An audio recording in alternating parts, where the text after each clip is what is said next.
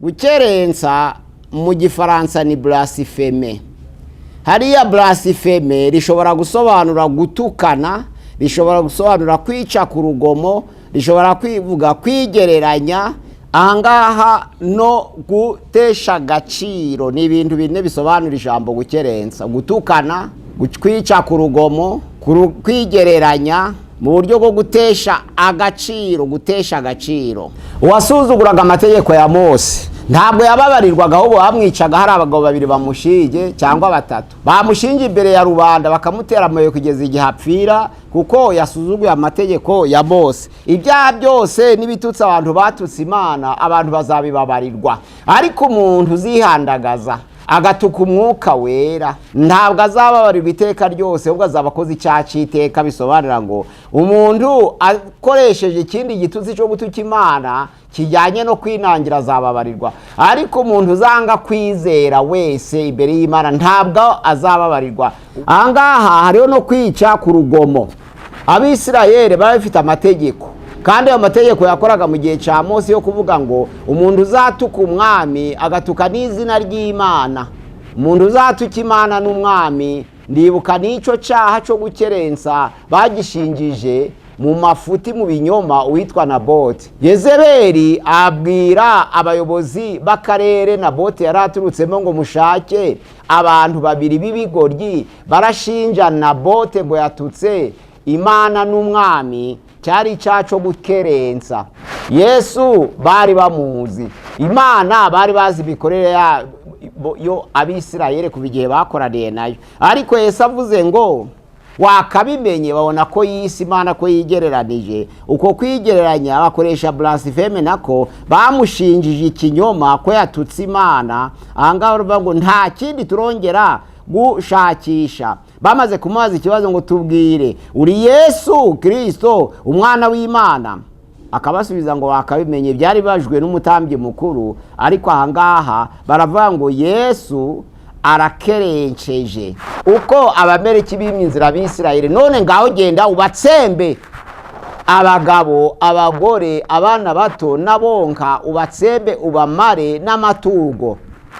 Sawuli yagabye igitero, aragenda agezeyo aratsemba ko nk'uko Uwiteka yavuze, ariko aza kurokora umwami Agagi, kandi aza kurokora inka z'inyamibwa n'intama byari byiza kuruta ibindi. Aravuga ngo reka bizane Yerusalemu. Ariko kuko byababaje Uwiteka cyane, Samuel aravuga ati ese wubahirije itegeko ry'Imana? Aravuga ati nararyubahirize neza, ntaco nasize. Aravuga ati none uko gutamatama no kwabira kw'inka numva biraturuka he? Aravuga ngo naratsembye nk'uko itegeko ry'Uwiteka rivuga, ariko abantu twari kumwe nibo barokoyeho inyamibwa zarutaga izindi n'intama, kugira ngo bizizane Yerusalemu, ngo maze tuzitambire Uwiteka Imana yawe igira ubugari. Ahangaha harimwo icyaha cyo gukerensa.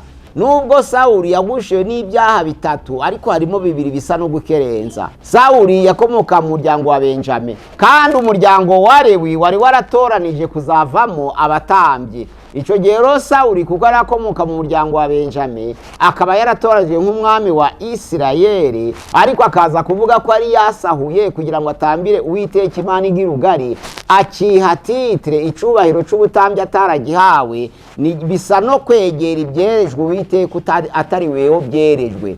Sawuli yari yarejejwe nk'umwami wa Isirayeli, ariko umurimo w'ubutambyi ntabwo ari wo yejerejwe. Ukaba uri umukristo, pasiteri ahari, ariko akaba nta cyaha kikurega kuko nta n'ikigaragara, ariko ukavuga ngo ngiye gutegurira abakristo igaburo ryera.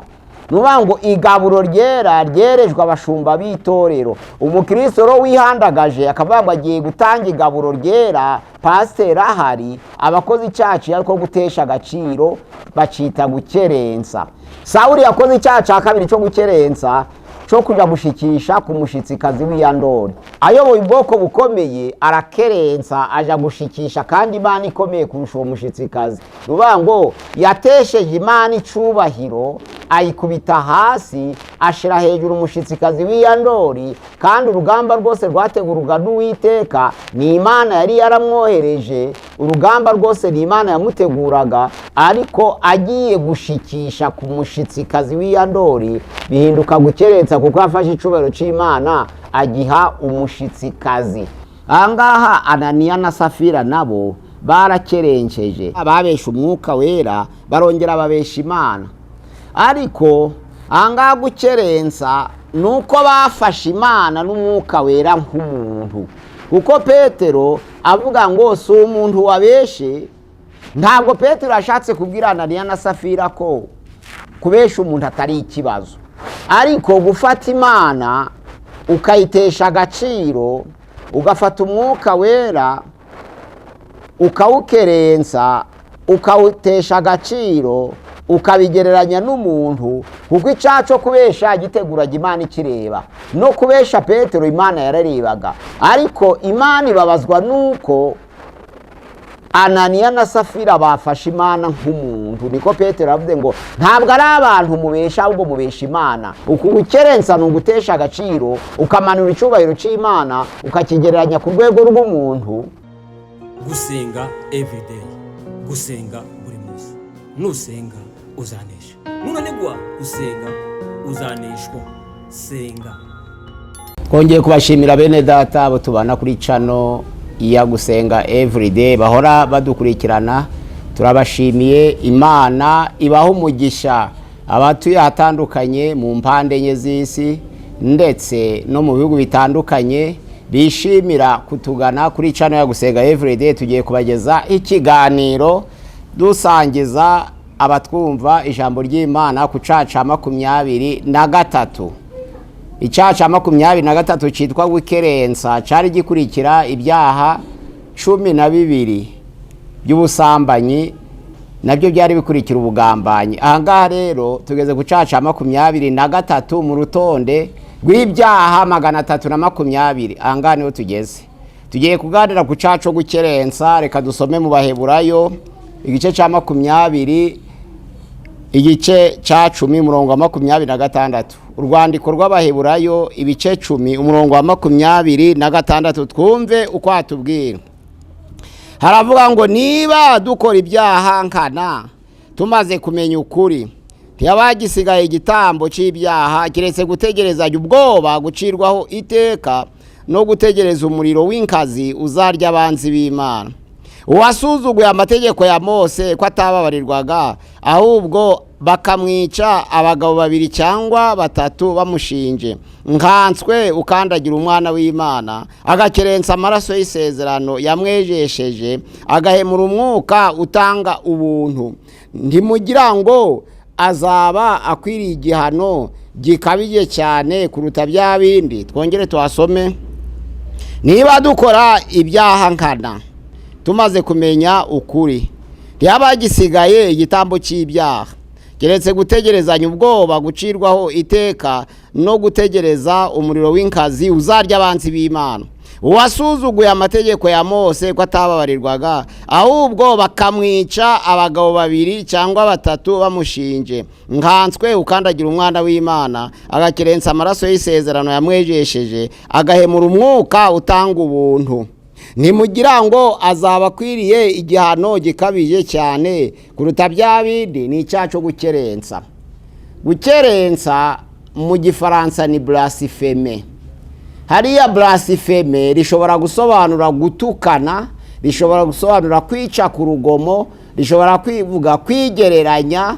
Noneho ahangaha gutukana, kwica ku rugomo, kwigereranya, ahangaha no gutesha agaciro ni ibintu bine bisobanura ijambo gukerensa. Gutukana, kwica ku rugomo, kwigereranya mu buryo bwo gutesha agaciro, gutesha agaciro.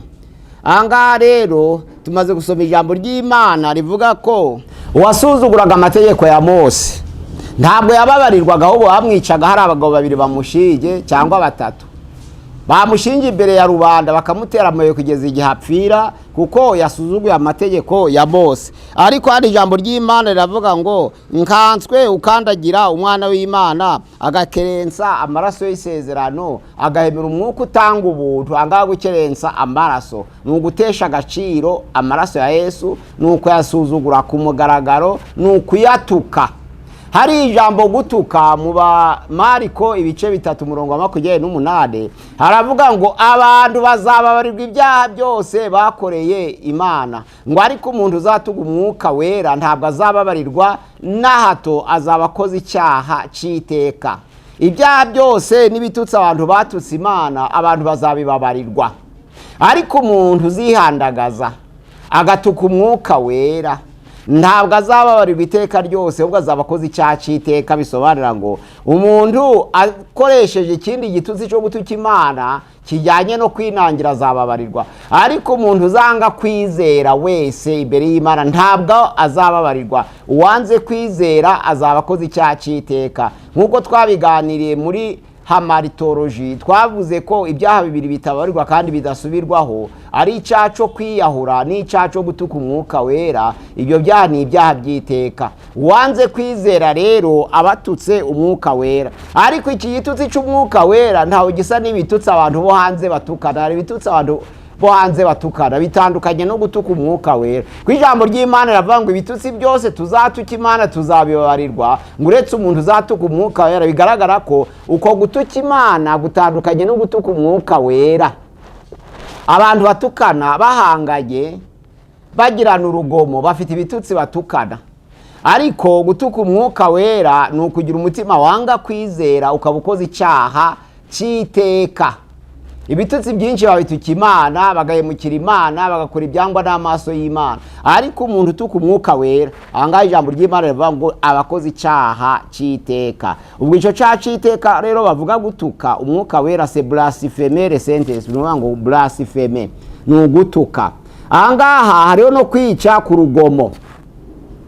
Abisirayeli bari bafite amategeko, kandi ayo mategeko yakoraga mu gihe cya Mose yo kuvuga ngo umuntu uzatuka umwami agatuka n'izina ry'Imana, umuntu uzatuka Imana n'umwami. Ndibuka n'icyo cyaha cyo gukerensa bagishingije mu mafuti mu binyoma uwitwa Naboti. Yezebeli abwira abayobozi b'akarere Naboti yari aturutsemo ngo mushake abantu babiri b'ibigoryi barashinja Naboti ngo yatutse Imana n'umwami. Cyari icyaha cyo gukerensa. Gukerensa ni ugutesha agaciro. Gutesha agaciro ni ugufata umuntu ufite icyubahiro cyo hejuru ukamugereranya n'umuntu ufite icyubahiro cyo hasi. Ugafata umuntu ufite igiciro cyo hejuru nk'umwami nk'Imana ukabigereranya n'umuntu. Ahangaha nibyo bita gutesha agaciro. Noneho kwica ku rugomo, gutesha agaciro. Ahangaha kwigereranya turasoma muri Matayo ibice 26:65 aho umutambyi yabajije Yesu ngo tubwire, uri Yesu Kristo umwana w'Imana? Yesu agasubiza ngo wakabimenye. Icyo gihe bamureze icyaha cyo kublasfema, ni ukuvuga ngo icyaha cyo kwigereranya n'Imana. Yesu bari bamuzi, Imana bari bazi imikorere yo Abisirayeli kuva igihe bakoraniye nayo, ariko Yesu avuze ngo wakabimenye, babona ko yisi Imana ko yigereranije. Uko kwigereranya bakoresha blaspheme, nako bamushinjije ikinyoma ko yatutse Imana. Ahangaha bavuga ngo nta kindi turongera gushakisha. Bamaze kumubaza ikibazo ngo tubwire, uri Yesu Kristo umwana w'Imana? Akabasubiza ngo wakabimenye. Byari bajwe n'umutambyi mukuru, ariko ahangaha baravuga ngo Yesu arakerenceje. Na Paulo yakoresheje iryo jambo muri Timoteyo ya mbere igice cya mbere 13 aravuga ngo nubwo naje guhura na Yesu, ariko nabanje kuba umutukanyi. Ariko nyuma Yesu aransanga, atari uko ndi mwiza, ahubwo ari uko ari imbabazi zayo. Ijambo ry'Imana riravuga ngo ariko narababariwe. Ahangaha rivuga ngo Paulo nawe yabanjije kuba umutukanyi, ndetse abikangurira nabo yanagiye Yerusalemu bakuye i Damasiko. Urugendo yakoraga gahunda yo kuja i Damasiko, agafata abantu bose bagana inzira ya Yesu, akababoha abagore n'abagabo, akabazanira Yerusalemu kugira ngo bicwe. Ahangaha ijambo ry'Imana mu byakozwe n'intumwa ibice 26:11 haravuga ngo kandi nabahataga gutuka Imana. Bisobanura ko bari bagana Imana bari mu nzira ya Yesu, nk'uko ijambo ry'Imana rivuga ngo nari ngiye i Damasiko ngiye kureba abantu bagana inzira ya Yesu, nkomeza kubabaza abigishwa b'itorero, ariko ijambo ry'Imana riravuga ngo nkongera nkabahata gutuka Imana, ruvuga ngo nkabahata kuyihakana. Ahangaha rero guhakana Imana ubizi ko ihari nabwo ni ukuyituka, gukerensa. Ahangaha rero umuntu uzakerensa amaraso y'isezerano ntabwo azababarirwa na hatoya. Gukerensa ni ugutesha agaciro. Ahangaha turareba abantu bakerenceje babiri. Sawuli yakerenceje, ijambo ry'Imana nuvuga ngo baramutoranije, Imana iravuga ngo uri umwami wa Isirayeli, ariko ngiye kugutuma muri uru rugendo. Ijambo ry'Imana riravuga ngo ugende nibutse, ni Samweli ya mbere 15 umurongo wa mbere, uko abameleki b'imyinzira b'Isirayeli, none ngaho genda ubatsembe abagabo, abagore, abana bato n'abonka, ubatsembe ubamare n'amatungo. Sawuli yagabye igitero, aragenda agezeyo aratsemba ko nk'uko Uwiteka yavuze, ariko aza kurokora umwami Agagi, kandi aza kurokora inka z'inyamibwa n'intama byari byiza kuruta ibindi. Aravuga ngo reka bizane Yerusalemu. Ariko kuko byababaje Uwiteka cyane, Samweli aravuga ati ese wubahirije itegeko ry'Imana? Aravuga ati nararyubahirize neza, ntaco nasize. Aravuga ati none uko gutamatama no kwabira kw'inka numva biraturuka he? Aravuga ngo naratsembye nk'uko itegeko ry'Uwiteka rivuga, ariko abantu twari kumwe nibo barokoyeho inyamibwa zarutaga izindi n'intama, kugira ngo bizizane i Yerusalemu, ngo maze tuzitambire Uwiteka Imana yawe igira ubugari. Ahangaha harimo icyaha cyo gukerensa. Nubwo Sawuli yagushiwe n'ibyaha bitatu, ariko harimo bibiri bisa no gukerensa. Sawuli yakomoka mu muryango wa Benjamin, kandi umuryango wa Lewi wari waratoranije kuzavamo abatambyi. Icyo gihe rero Sawuli kuko arakomoka mu muryango wa Benjamin, akaba yaratoranije nk'umwami wa Isirayeli, ariko akaza kuvuga ko ari yasahuye kugira ngo atambire Uwiteka Imana igira ubugari, akiha titre icubahiro c'ubutambyi ataragihawe. Bisa no kwegera ibyerejwe Uwiteka atari weho byerejwe, kuko mu gucumura hari ukwegera ibyejejwe by'Uwiteka utarabyerejwe, cyangwa se kwegera ibyejejwe by'Uwiteka weho utejejwe. Ni ibyaha bibiri bitandukanye. Kwegera ibyejejwe by'Uwiteka atari weho wabyejerejwe, no kwegera ibyejejwe by'Uwiteka utejejwe biratandukanye. Sawuli yari yarejejwe nk'umwami wa Isirayeli, ariko umurimo w'ubutambyi ntabwo ari wo yejerejwe. Abantu muje mwirinda kandi mwisuzume, kuko abantu benshi bavogera ibyejejwe by'Uwiteka, bakumva ko nubwo nta cyaha bagira, ariko atari byo bejerejwe. Ushobora kuba utagira icyaha nibyo, ariko uwo murimo ukaba utarabye wejerejwe, ukaba uri umukristo, pasiteri ahari, ariko akaba nta cyaha kikurega koko, nta n'ikigaragara, ariko ukavuga ngo ngiye gutegurira abakristo igaburo ryera. Nuvuga ngo igaburo ryera ryerejwe abashumba b'itorero. Umukristo ro wihandagaje akavuga ngo agiye gutanga igaburo ryera, pasiteri ahari, abakozi icyaha ariko gutesha agaciro, bacita gukerensa. Ntabwo umukristo baba bamubaraho icyaha, ariko kuko yashatse kwegera ibyejejwe atari we byejerejwe. Mutandukanye, kwegera ibyejejwe atari weho byejerejwe nubwo waba wejejwe, biratandukanye no kwegera ibyejejwe utejejwe. Abatambyi bo mu isezerano rya kera binjiraga ahera cyane, bakahita ahera hahera, bakaja gukora umurimo w'ubutambyi. Ariko umuntu winjiraga ahera cyane yabaga ari umuntu wasuzumwe kandi wateguye umwaka wose, kuko yinjiragayo rimwe mu mwaka ajanye amaraso ataraye. Uwo nguwo rero iyo yageraga yatiyejeje neza, yabashaga kugwa ku ntebe y'ihongerero, bakazamukuzayo umugozi, kuko amateka ya Panorama de la Bible avuga, bakamujana inyuma y'umurwa, kuko yinjiye ahera cyane atiyejeje kandi araheraho Uwiteka. Ariko noneho umwisirayeli wabaga atagira icyaha, ariko atari umutambyi watoranijwe, nawe ntiyabashaga kwinjira ahera cyane mu cyimbo cy'umutambyi. Nuvuga ngo icya mbere nuko uwa mbere yinjiye ahera yarahejerejwe ariko atejejwe. Uwa kabiri yinjiye ahera yejejwe ariko atari we hejerejwe. Ahangara mugomba kwisuzuma mukareba n'umukristo imbere ya pasteur uvuze ngo ngiye gutegura umubatizo, pasteur ahari abakerenceje kuko batesheje agaciro. Nico Sawuli yakoze rero. Yari umwami wa Isirayeli kandi yarejewe kuba umwami kuko yasutsweho amavuta. Ariko noneho gutekereza ko ashobora gusahura ibi byibushe akabitambishiriza Uwiteka Imana igira ugari kandi ataratoranijwe mu batambyi bakomoka mu muryango wa Lewi, wakomoka mu muryango wa Benjami, icyo ni icyaha cyo gukerensa. Sawuli yakoze icyaha cya kabiri cyo gukerensa cyo kuja gushikisha ku mushitsikazi w'Iyandori. Ni Samweli ya mbere ibice 28 umurongo wa 7 kugeza kuri 15. Noneho hariya yaze gutsemba Abameleki ngo yubarize itegeko ry'Uwiteka. Ni Samweli wa mbere igice ca 15 umurongo wa 1 kugeza wa 27. Ariko Samweli wa mbere igice ca 28 umurongo wa 7 kugeza kwa 15 havuga ko abonye urugamba rumutsinze. Icyo gihe hari intambara hagati y'Abisirayeli n'Abafilisitiya. Noneho kuko bakoze ibyangwa n'amaso w'Uwiteka Abisirayeli, Imana irabahana.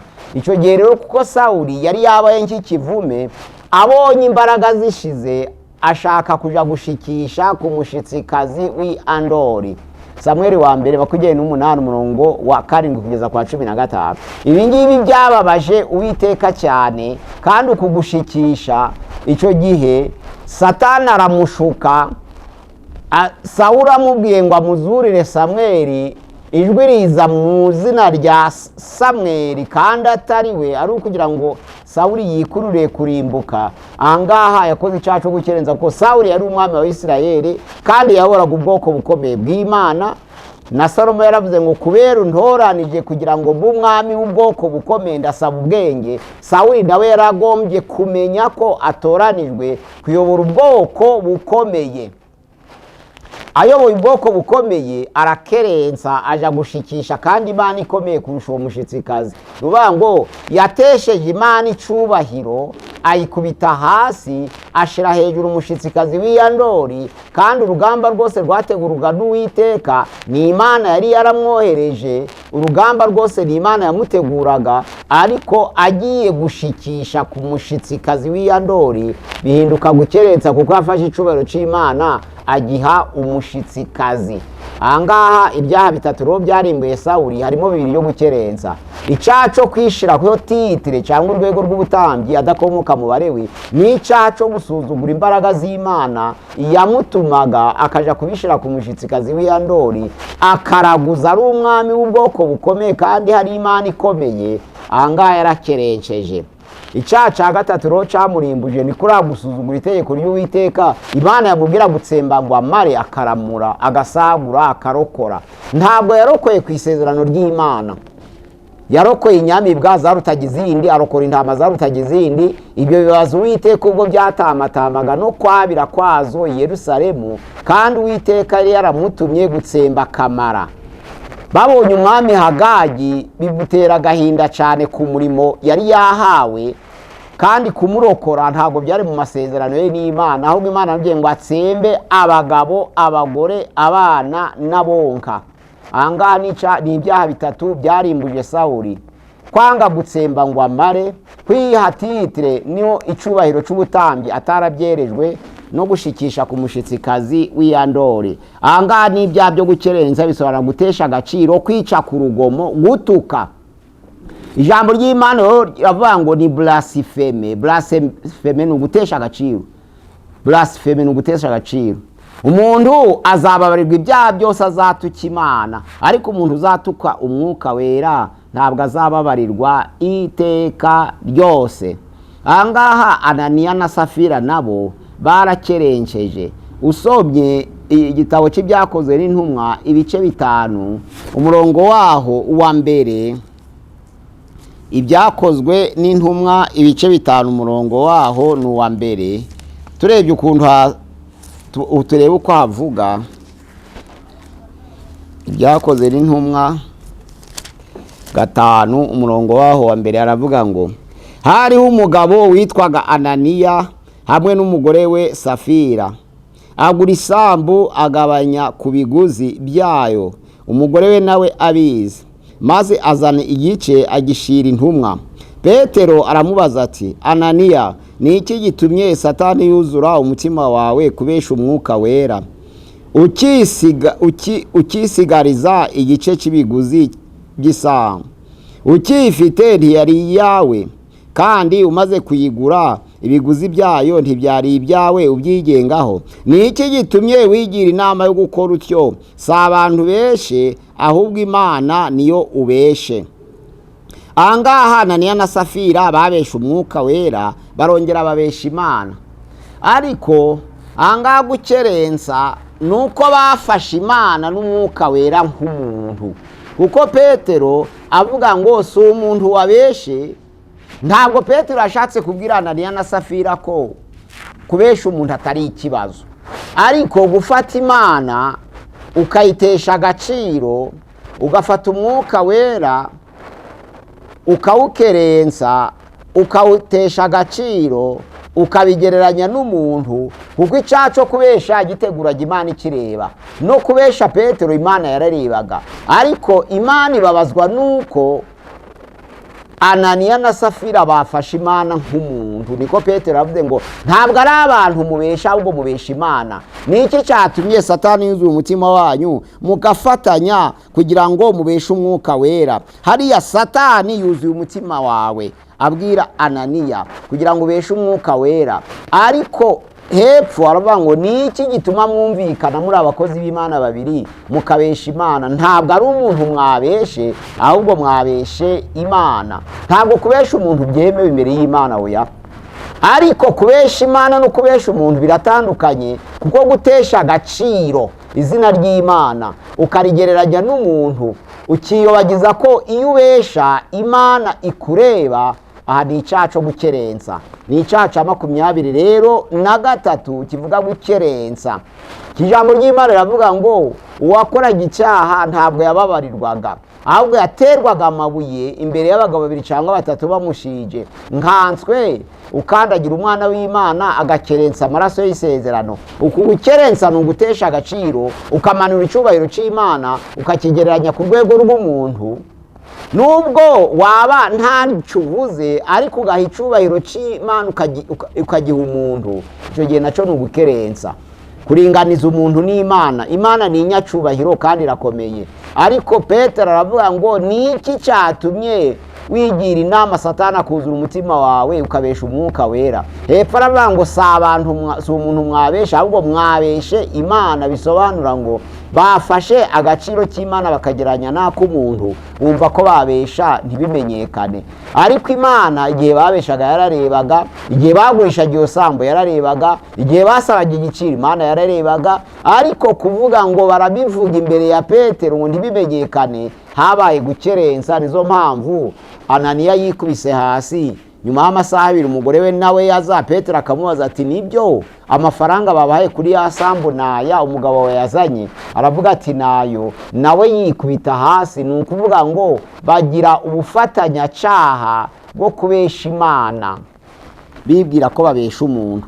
Bene data, icyaha cyo gukerensa ni icyaha kibi. Mwe kuja mukora icyaha cyo gutesha agaciro, mwe kuja mukora icyaha cyo kwica ku rugomo, mwe kuja mukora icyaha icyo babesheye Yesu ntabwo yakoze icyaha, ahubwo Yesu bamushinjije ikinyoma ngo yarigereranije, bamubeshera. Kuko Yesu ni Imana, ntabwo yigereranije, ahubwo ni Imana. Kuko ijambo ry'Imana rivuga mu Bafilipi igice cya 2:5 havuga ngo mugire wa mutima wari muri Yesu Kristo. Uwo nubwo yari afite akamero k'Imana, ariko ntiyatekereje ko guhana n'Imana ari ikintu cyo kugundirwa, ahubwo yisiga ubusa, agira akamero k'umugaragu w'imbata, agira ishusho y'umuntu, araganduka, ndetse ntiyanga no gupfa urupfu rubi rwo ku musaraba. Nicyo cyatumye Uwiteka Imana imuha izina risumba amazina yose, kugira ngo amavi yose ari ayo mu ijuru, ari ayo mu isi, ari ayo munsi y'isi amupfukamire, kandi iminwa iminwa yose yimbaze ko Yesu Kristo ari Uwiteka. Ahangaha Yesu we ntabwo habaye icyaha cyo kwigereranya, ahubwo bamushinjije bamubeshera ngo yakoze icyaha cyo kwigereranya. Hariya muri Matayo 26:65 ngo yakoze icyaha cyo kwigereranya kuko yiyise Kristo kandi akita umwana w'Imana ngo arigereranije, ariko Yesu we ntabwo yigereranije. Yesu rero bamushinjije blaspheme, gutukana, ariko atariyo. Ariko Sawuli we yakoze icyaha cyo gukerensa, ndetse na Uza yakoze icyaha cyo gukerensa. Ahangaha nk'uko twabivuze ngo ushobora kwegera ibyejejwe by'Uwiteka nawe wejejwe, ariko atari byo wejerejwe. Isanduku y'Imana Abafilisitiya bari bayijanye, ariko Dawidi agaba urugamba arayigarura. Ayigaruye yari iri ku magare, inka zari zihetse igare. Zigeze mu mbuga, ijambo ry'Imana muri Samweli ya 2:6, inka ziratsikira. None Uza kubw'impuhwe yumva ababariye isanduku y'Imana, arambura amaboko ashaka kuyiramira, ariko ijambo ry'Imana riravuga ngo bikogeza uburakari bw'Uwiteka mutsinda aho ngaho. Ahangaha Uza ntabwo yari yanduye, ariko ibyejejwe by'Uwiteka siwe wari warabyejerejwe, kuko hari abari baratoranijwe bakwiye kuramburira ibiganza ku sanduku y'Uwiteka bakayiramira. Noneho we ayigirira impuhwe, ariko atarayejerejwe, ashaka kuyiramira mu cyimbo cy'abari birakwiye kuyiramira. Uvuga ngo Uza ntabwo yari umunyabyaha, ariko yegereye ibyejejwe atari we byejerejwe. Ahangaha rero tuhamenye neza, kwezwa ntabwo bihagije. Umuntu ashobora kuba yejejwe, ariko kwezwa ntibisobanura kwegera ibintu byose ngo wegere n'ibyo utejerejwe. Uvuga ngo niba uri umwami, hari iby'abatambyi, hari ibyejerejwe abatambyi, hari n'ibyejerejwe umwami. Ntabwo rero umwami yakwitwaza kwezwa nk'umwami no gusigwa amavuta nk'umwami ngo yegere ibyejerejwe abatambyi ngo Imana ibyemere, ahubwo abakerenceje. Ni ugutesha agaciro. Uko ni ugutesha agaciro. Uza rero nawe nta mugambi mubi yari afite mu mutima we. Nta nubwo ijambo ry'Imana avuga ngo Satani yuzuye umutima we nka Ananiya, ahubwo ni uko yari atari yerejwe uwo murimo wo kuramira isanduku y'Uwiteka, kandi hari abatambyi bari bashinzwe uwo murimo. Imana yacu dusange kugira ngo tumenye gukerensa ni icyaha cya 23. Gitandukanye n'ubugambanyi, ni ugukerensa, ni ugutukana mu buryo bwa blaspheme, ni ugutesha agaciro, ni ukwica ku rugomo, ni ukwigereranya. Icyo ni icyaha gisobanura blaspheme, ni ukuvuga ngo gukerensa. Imana yacu dufashe kandi dukomeze kugira ngo tujye twirinda twe kuvogera ibyejejwe by'Uwiteka tutarabyejerejwe, cyangwa ngo twegere ibyejejwe by'Uwiteka tutejejwe. Ariko niba unejejwe, ubusuzume ko ibyo ushaka kwegera ari ibyo wejerejwe. Imana idufashe, kandi abakerenceje amaraso ya Yesu, bakerenceje izina ry'Imana, barushaho kwisubiraho, barushaho kugaruka mu nzira nziza, maze n'Imana nayo irabababarira mu izina rya Yesu Kristo. Mwirinde icyaha cyo gukerensa. Mana, turagushimiye, turaguhimbaje, turi imbere yawe. Turagushimiye ko watwemeye ukemera gutanga Yesu Kristo kugira ngo abambwe ku bwacu. Kandi ijambo ryawe riravuga ngo kuko wemeye gutanga umwana wawe Yesu Kristo ku bwacu ngo uzamuduhana n'ibindi. Na Yesu Kristo wemeye kwitanga ku bwacu ngo si uzarege intore z'Imana. Tuje imbere yawe rero Mana kugira ngo ijambo ryawe ribuza abantu bose gukerensa. Ku ijambo ryawe riravuga ngo uwasuzuguye amaraso y'isezerano agakerensa umwana agakandagira umwana w'Imana, agakerensa amaraso y'isezerano, agahemura umwuka utanga ubuntu, ngo azabakoze icyaha kiruta icyo abicaga amategeko ya Mose, kuko abayicaga baterwaga amabuye. Mana, ubabarire ubwoko bwawe, abishize hejuru bakigereranya barakerenceje, abatutse umwuka wera barakerenceje, abegereye ibyejejwe batarabyejerejwe nabo barakerenshejwe, n'abegereye ibyejejwe batejejwe nabo barakerenshejwe. Urinde ubwoko bwawe gukerensa, uko gutuka gutesha agaciro, kugira ngo mwami mu gihe gito uzagaruka gushikira itorero uzasange n'abakerensa amasezerano, uzasange n'abatuka umwuka wera, bose barahindukiye bakihana bakagana itorero ryawe. Mana ndagushimiye ko ubababariye, ndagushimiye ko ubitayeho, kandi ndagushimiye ko uhamagara benshi abaze kwizera bose bakaba baratutse umwuka wera. Ijambo rye riravuga ngo ibitutsi byose bazatuka Imana bazabibabarirwa, ngo ariko umuntu uzinangira umutima akanga kwizera azabatutse umwuka wera, kandi ututse umwuka wera azabakoze icyaha cy'iteka. Ibyo ni ibyaha byo gukerensa. Mana ubabarire ubwoko bwawe babikoze bose mu mahanga yose aho bari hose, kuko ubareba ubababarire. Tubyambaje mu izina rya Yesu Kristo, amena. Ipasire Mpaniro, nimero ya WhatsApp 078 669 66620, 078 669 66620, kuri channel ya Gusenga Everyday. Imana ibaha umugisha, murakoze. Gusenga Everyday, gusenga buri munsi. Nusenga uzanesha, nunanigwa gusenga uzaneshwa. Senga.